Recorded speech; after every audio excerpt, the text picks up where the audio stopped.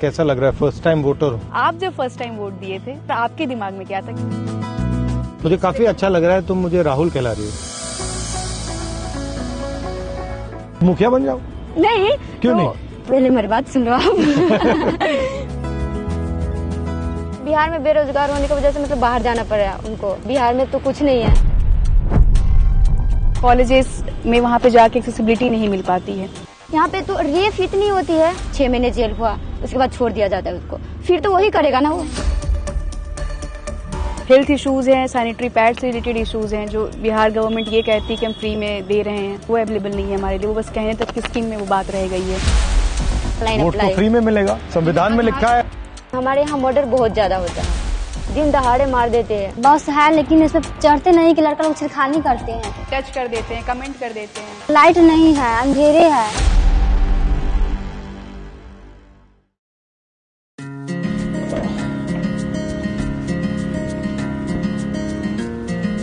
बताओ क्या हो रहा है?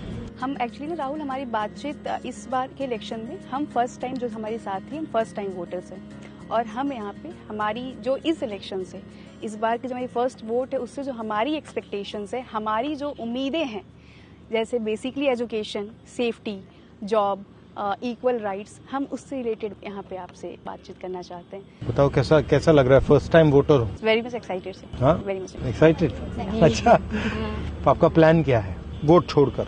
पढ़ाई क्या हो रही है, कैसी चल रही है? पढ़ाई तो खत्म ही हो गई। खत्म हो गई। जैसे कि 10th पास करके मेरे घर से मतलब कॉलेज बहुत दूर है। अच्छा। मतलब वहाँ तक मैं जा नहीं पाती हूँ, और मम्मी पापा भी घर से अलाउड नहीं करते इस वजह से कि हमारे यहाँ मर्डर बहुत ज्यादा होता है, दिन दहाड़े मार देते हैं। लड़का जब सेफ नहीं है तो हम लोग कैसे सेफ रहेंगे? इस वजह से मेरी मम्मी पापा मतलब। बट आप जाना चाहती थी यूनिवर्सिटी या नहीं? जाना चाहती थी, लेकिन इस डर के वजह से नहीं जाती थी। तो आपको डर लगता है बाहर जाने से? बहुत डर लगता है। आप सबको लगता है डर बाहर जाने से? डर तो सबको लगता है ना। बसेस में, ट्रेन में, एवरीवेयर लोग तंग करते हैं आपको? बहुत सारे लोग तंग करते हैं। पासिंग बाय आवर साइड और टच कर देते हैं, कमेंट कर देते हैं, और मतलब वो कुछ घूरते हैं, कुछ खराब एक्शंस कर देते हैं, कुछ कमेंट पास कर देते हैं। तो सबके साथ होता है। बहुत जैसे कि तो आप बाहर जाते हैं तो आप अनकंफर्टेबल रहती हैं? हाँ, मतलब कंफर्टेबली आप कहीं नहीं जा सकते? नहीं जा सकते। आप बिहार के बाहर गई हैं? बिहार के बाहर मतलब आप गई? कहाँ गई आप? मैं बनारस BHU में पढ़ाई कर रही हूँ। अच्छा, ठीक है। एक बार मैं पंजाब गई थी, वहाँ पे मतलब मुझे भाई के साथ जाना पड़ा, तो मैं गई थी। तो वहाँ पे क्या भाई वहाँ काम करता है? हाँ, भाई वहाँ काम करता है। मेरे हस्बैंड भी मैरिज हूँ। हाँ। तो मेरे हस्बैंड भी वहाँ पे काम क्या करते हैं? राइस मिल के सुपरवाइजर है। अच्छा, हस्बैंड और भाई दोनों? हाँ, भाई दोनों राइस मिल में काम करते हैं। हाँ, क्योंकि मतलब बिहार में बेरोजगार होने की वजह से मतलब बाहर जाना पड़ रहा है उनको। मतलब पंजाब में बहुत सारी कंपनीज है और बिहार में तो कुछ नहीं है। यहाँ पे नहीं है। यहाँ पे कंपनीज क्यों नहीं आती? क्या लगता है आपको, कारण क्या है इसका? कारण क्या कि सरकार नहीं देती है ना। राहुल, हमारे लिए एक बहुत बड़ी इशू हेल्थ के सेक्टर में भी है लड़कियों के लिए, जो कि काफी अच्छा लग रहा है। तुम मुझे राहुल कहला रही हो। अच्छा लग रहा है। तो हमारे लिए सबसे बड़ा एक मेजर इशू है जो हम गवर्नमेंट से एक्सपेक्ट करेंगे, जो गवर्नमेंट आए, कि हम हमारे हेल्थ सेक्टर में काम हो। काफ़ी चीज़ें हैं जो एज अ विमेन हम फेस करते हैं, जिसकी वजह से हमारे स्कूल कॉलेजेस भी छूट जाते हैं। पब्लिक वॉशरूम्स या वॉशरूम जो स्कूल कॉलेजेस में हैं वो साफ़ नहीं होते, वहाँ अवेलेबल नहीं होते हैं। बाहर निकलते हैं तो पब्लिक वॉशरूम नहीं होते हैं। जैसे हमारी वो साथी हैं, वो पैदल जाती हैं कॉलेज, और उनको कोई फैसिलिटीज़ नहीं है उनके पास। बताइए। शर्माना नहीं है। मैं 3 किलोमीटर दूर पैदल चलकर मैं कॉलेज जाती हूँ, और रोड पे कोई सुविधा नहीं है। बस है लेकिन इसमें चढ़ते नहीं कि लड़का लोग छिड़खानी करते हैं, और रोड पे टॉयलेट नहीं है जिसमें मैं जा सकूँ। ये रोड पे लाइट नहीं है, अंधेरे है, और पुलिस की गाड़ी उड़ी नहीं मैं देखती हूँ कि उसको मैं अपना दुख जो बता सकूँ कैसे ऐसे हो रहा है। मैं इसीलिए चाहती हूँ कि ये सारी हमको रोड पे बॉल चाहिए, लड़की लोग के लिए गाड़ी फ्री बस चाहिए कि लड़की लोग जा सके, आ सके, पढ़ सके। और टॉयलेट चाहिए हमको रोड साइड में, कि कोई भी लड़की आए तो दिक्कत उसको नहीं हो, जा सके। मैं उसी को वोट दूंगी कि हमको सारे समस्या को हल करें। मतलब मेजर इश्यूज जो है कि मतलब एटलीस्ट पब्लिक वॉशरूम तो हम एक्सेस कर सके। For main it's very easy कि वो कहीं भी उनके लिए हो जाती है, बट हम एज एन फीमेल ये फेस करते हैं ना कि हम कहीं जा रहे, कुछ बहुत इमरजेंसी है, we are searching for somewhere कि कुछ होटल्स कुछ मिल जाए, जो कि वहां भी बेसिकली बड़े होटल्स अलाउड नहीं करते। हम उस सिचुएशन में बहुत बुरे फंस जाते हैं। अगर कभी हमें पीरियड्स आ रहे हैं, इन रास्ते अगर हो जाता है, हम परेशान हो जाते हैं, हमें भाग के घर आना पड़ता है। बहुत तरह की ऐसी दिक्कतें हो रही हैं जो, और एजुकेशन सेक्टर में सबसे बड़ा तो हमारे लिए इशू यही है ना कि हमें कॉलेजेस में वहां पे जाके एक्सेसिबिलिटी नहीं मिल पाती है। हेल्थ इश्यूज हैं, सैनिटरी पैड से रिलेटेड इश्यूज हैं जो बिहार गवर्नमेंट ये कहती है कि हम फ्री में दे रहे हैं, या फिर कुछ चार्ज बहुत मिनिमम प्राइस में, वो अवेलेबल नहीं है हमारे लिए। वो बस कहने तक की स्कीम में वो बात रह गई है। मुझे लगता है चाहे वो शिक्षा का सिस्टम हो, स्वास्थ्य का सिस्टम हो, वो सारा का सारा प्राइवेटाइज हो रहा है, और उसमें जो गरीब लोग होते हैं वो मतलब लाखों रुपए तो दे नहीं सकते हैं, नहीं दे सकते, तो वो फंस जाते हैं बीच में। तो मुझे लगता है कि जो हाई क्वालिटी सरकारी एजुकेशन है, हाई क्वालिटी सरकारी अस्पतालें हैं, उन पे भी फोकस होना चाहिए। कोई बीमार हो जाता है, खेती करता है, वो 4, 5, 7, 10 लाख रुपए कहाँ से लाएगा? हार्ट का ऑपरेशन करवाना हो, कैंसर हो जाए, कैसे लाएगा? वो ला ही नहीं सकता। तो उसके लिए तो आंसर सरकारी अस्पताल है, और कोई आंसर ही नहीं है। तो सरकारी अस्पताल में भी जाते हैं तो वहाँ पे भी जाते हैं तो बहुत बेकार क्वालिटी है। ऐसा बोलते हैं कि जांच तो कर देते हैं, लेकिन फिर भी बोलते हैं कि जाओ प्राइवेट से दवा लेकर आओ। इस सरकारी हॉस्पिटल किस काम का है? जो मतलब मुझे दवा भी प्राइवेट से खरीद के लेना पड़ता है, सिर्फ वो देख रहे हैं मुझे, वही है। और उसके बाद दवा या जांच हो, जैसे कि खून जांच हो, एक्सरे हो, ऐसे मतलब ये सब प्राइवेट से करवाना पड़ता है। तो क्या करोगी बाद में, क्या करोगी एक बार आपका पूरा एजुकेशन खत्म हो गया? मैं डॉक्टर बनना चाहती हूँ। अभी मैंने 12th पास आउट किया है और नीट की प्रिपरेशन कर रही हूँ, और आगे मेरा ड्रीम है MBBS। और MBBS का ऐसा है कि MBBS के लिए सीट नहीं है, गवर्नमेंट सीट बहुत कम है। लगभग हर साल 25 लाख प्लस बच्चे एग्ज़ाम में के लिए एलिजिबल होते हैं, बट सीट गवर्नमेंट सीट 55,000 ही है। तो मैं ये चाहूँगी कि हमारे जो भी गवर्नमेंट हो नेक्स्ट हो, वो हमें सीट्स ज़्यादा कम से कम प्रोवाइड करें, क्योंकि बहुत सारे बच्चे ऐसे होते हैं वो डिज़र्व करते हैं बट उन्हें सीट नहीं मिल पाता। और कभी कभी ऐसा हो जाता है जैसा कि पिछली बार हुआ, NTA ने क्या किया था, तो इस वजह से जिस बच्चे को मतलब जो बच्चा डिजर्व करता था वो भी नहीं कर पाया। और ये यहाँ पे बिहार में काफी पेपर लीक हो जाता है, कैंसिल हो जाता है, कभी पेपर कैंसिल हो रहा है, कभी, और जैसा कि भैया मतलब ये तो चलता जाता है, ड्रामा चलता रहता है। और जैसा कि भैया आप जानते हैं कि बिहार एजुकेशन के मामले में अब भी बहुत पीछे है, खास करके बिहार की लड़कियां बहुत पीछे है। और कहीं ना कहीं इशू ये है कि हमारे गांव में स्कूल नहीं है, कॉलेज नहीं है, जिसके कारण हम अपनी एजुकेशन इनकम्प्लीट कर पाते हैं, नहीं कर पाते। और कहीं बाहर जाके करना हो तो फैमिली अलाउ नहीं करते हैं।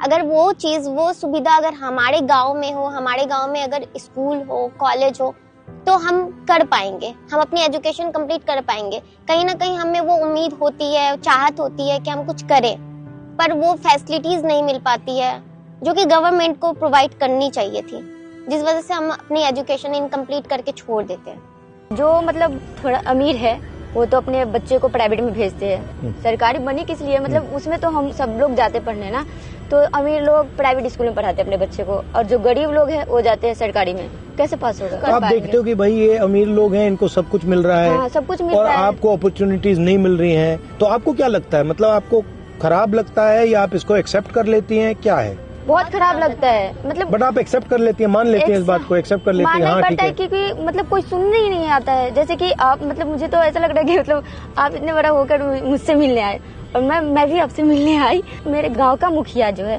वो तो मेरी बात सुनते ही नहीं है, वो बोलते क्या है, जाओ यहाँ से, क्या करने आई हो, घर में रहो, यही बोलती है। और बोलते हैं कि मतलब क्या करना है, ये भी आइडिया बहुत सारे लोगों के माइंड में है कि भैया लड़की हो तो घर में रहो। कहाँ पे आती कर रही हो, कहाँ के लिए जाइए आप, घर पे डांट के मिलगा देती है। पढ़ लिख के चूल्हा ही फूक रहा है। और कहीं ना कहीं हम आवाज उठाते हैं, अगर हम कहीं पे जाते हैं आवाज उठाने के लिए, तो वहाँ पे बोलते हैं लोग कि बहुत बड़ी नेता हो गई हो क्या, यही बोला जाता है। तुमसे बोला? हाँ। तो तुमने क्या बोला, जवाब क्या दिया? हाँ हो गई हूँ। हाँ बिल्कुल, क्योंकि जो हमारा अधिकार है वो तो हमें चाहिए। सरकार बोलती है कि आधी आबादी, लड़कियां आधी आबादी है, तो फिर आधी आबादी को वो क्यों नहीं मिलता? जो भी है उसमें भी पैसा ले रहे हैं। मतलब हम लोग वोट किस लिए देते हैं कि हमें फ्री में नौकरी मिले। वहाँ पे भी अगर हम छोटा नौकरी, जैसे कि आंगनबाड़ी का भी नौकरी लेने जाते हैं, तो वहाँ पे 2 लाख, 2.5 लाख, 5-5 लाख तक मुझे मतलब पैसा देने के लिए बोलते हैं, फिर नौकरी लो। बोलना चाह रहे थे कि महिलाओं, हम सुने हैं, मोबाइल पे देखे हैं कि महिलाओं के लिए और किशोरियों के लिए सैनिटरी पैड फ्री में दिया जाता है, पर हमारे यहाँ तो कुछ ऐसा है ही नहीं, कुछ मिलता ही नहीं है। इसके कारण हमारे गांव और टोले मोहल्ले में देखते बहुत सारी महिला हमेशा बीमार रहती है। अब बीमार के कारण वो अस्पताल जाती है तो एम्बुलेंस बुलाती है, उसमें भी खर्चा देना पड़ता है।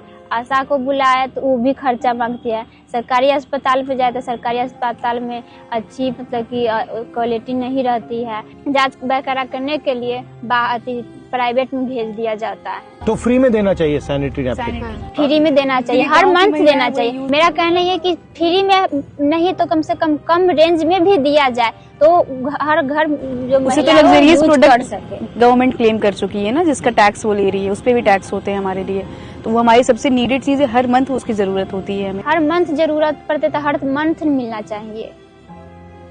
हम भी पॉइंट है, इन्होंने ही हमसे शेयर करा था, हम जब बातचीत कर रहे थे आपस में। आप पहले नहीं मिली हो, यही मिली हो? हाँ। तो इनकी वोटर आईडी ना इन्होंने अप्लाई करी थी 2 साल पहले, मतलब इनको अब जाके वो इशू हो रहा है। जब इन्होंने ऑनलाइन थोड़ा जानकारी ली तब इनसे वो जो वोटर आईडी जो फ्री में होता है, जो हम लोग ऑनलाइन फ्री में करवा लेते हैं, इनसे 2000-3000 चार्ज कर रहे थे। क्यों? क्योंकि मतलब मुझे कौन BLA करा रहा था? कौन? Corruption type. हाँ, मुझे नहीं, मैं नहीं जानती कि वो कौन था, क्योंकि मैं अपने ससुराल से थी तो मेरी सास लेकर गई थी, तो वहाँ पे मुझे नहीं पता कि वो कौन था, लेकिन मांग रहे थे 2000-3000 ऐसे करके पैसा दो, उसके बाद मैं बनाता हूँ। तो मैं बोली इतना तो मेरे पास है नहीं कि मैं दे सकती हूँ उनको, तो मैं बोले चलो ठीक है छोड़ ही देते हैं, क्योंकि था ही नहीं पैसा, तो हम कहाँ से दे उसको। अभी मतलब समझ में आया कि ये फ्री में हो रहा है, तो हाँ, मैं ऑनलाइन वोट अप्लाई। तो फ्री में मिलेगा, संविधान में लिखा है हर व्यक्ति को एक वोट फ्री में मिलना चाहिए। आधार में भी यही हो रहा है, नौकरी भी फ्री में मिलना चाहिए ना। नहीं तो वोट तो इसलिए देते हैं ना, नौकरी भी फ्री में मिलनी चाहिए हमें, क्योंकि वोट हम किस लिए देते हैं। जो ये हिंदुस्तान में इतनी नफरत फैल रही है, हिंदू मुस्लिम, एक जात को दूसरी जात से लड़ाया जाता है, इसके बारे में क्या सोचती हैं आप चीजों में लड़ेंगे, आप बटेंगे, फिर आपके लिए वो एक नैरेटिव क्रिएट की जा रही है कि हम हिंदू हैं तो हमारे लिए ये है, हम मुस्लिम हैं तो ये हमारे दुश्मन है, हम इनके अगेंस्ट रहेंगे, जो गवर्नमेंट ऐसे करेगी, हिंदुओं की जो पूजा कर रही है हम उनको वोट दें। It's all about the narrative. जो अभी जो वोट चोरी वाला भी जो है वो क्या है, मतलब SIR, इट्स समथिंग कि दलित पिछड़े सबको हटा रहे हैं, क्योंकि वो जानते हैं वो अपने हक के लिए जिसको वोट देंगे वो उनको नुकसान करेगा, तो वो सारे उन नामों को काट रहे हैं। 65 लाख लोग काट दिए उन्होंने, तो वो इसीलिए बड़ी सीरियस चीज है ये कि वो सारे वो दलित पिछड़ों को हटा दिया जा रहा है, जो अपने जिनको हाँ, रोजगार चाहिए, जो गरीब लोग हैं उनके नाम कट रहे हैं। मतलब जाति धर्म के नाम पे लड़ाया इससे ज्यादा है कि हमारे अंदर से हमारी एकता जो है वो खत्म हो जाए। वोटर लिस्ट में से तो एकता से कौन डरता है, क्यों डरते हैं? एकता से क्या हो जाएगा? अगर आप हिंदू मुसलमान सब एक हो जाएंगे तो फिर क्या होगा? हम लोग अगर एक हो जाएंगे तो हम लोग जो चाहेंगे वो हो सकता है। अच्छा, आप किसी से नफरत करती हो? नहीं। आप करती हो? आप करती हो? आप मैं करती हूँ। किससे करती हो? मैं नीतीश कुमार से करती हूँ नफरत। नफरत करती हो? हाँ, बहुत नफरत करती हूँ, क्योंकि मतलब नफरत तो बहुत बड़ी चीज है।